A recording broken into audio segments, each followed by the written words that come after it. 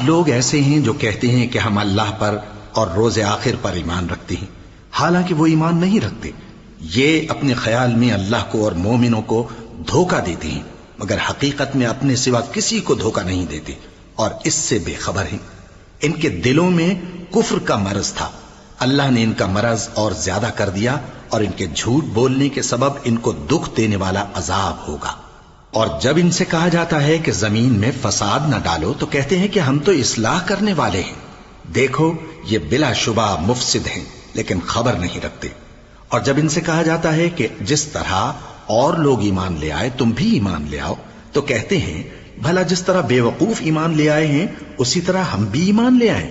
سن لو کہ یہی بے وقوف ہیں لیکن نہیں جانتے۔ اور یہ لوگ جب مومنوں سے ملتے ہیں تو کہتے ہیں کہ ہم ایمان لے آئے ہیں، اور جب اپنے شیطانوں میں جاتے ہیں تو ان سے کہتے ہیں کہ ہم تمہارے ساتھ ہیں، اور مسلمانوں سے تو ہم ہنسی کیا کرتے ہیں۔ ان منافقوں سے اللہ ہنسی کرتا ہے اور انہیں مہلت دیا جاتا ہے کہ شرارت و سرکشی میں پڑے بہک رہے ہیں۔ یہ وہ لوگ ہیں جنہوں نے ہدایت چھوڑ کر گمراہی خریدی، تو نہ تو ان کی تجارت ہی نے کچھ نفع دیا اور نہ یہ ہدایت یاب ہی ہوئے۔ ان کی مثال اس شخص کی سی ہے جس نے شب تاریک میں آگ جلائی، جب آگ نے اس کے ارد گرد کی چیزیں روشن کی تو اللہ نے ان لوگوں کی روشنی زائل کر دی اور ان کو اندھیروں میں چھوڑ دیا کہ کچھ نہیں دیکھتے۔ یہ بہرے ہیں، گونگے ہیں، اندھے ہیں کہ کسی طرح سیدھے رستے کی طرف لوٹ ہی نہیں سکتے۔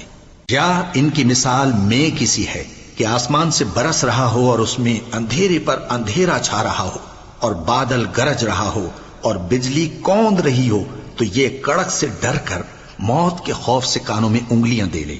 اور اللہ کافروں کو ہر طرف سے گھیرے ہوئے ہے، قریب ہے کہ بجلی کی چمک ان کی آنکھوں کی بصارت کو اچک لے جائے۔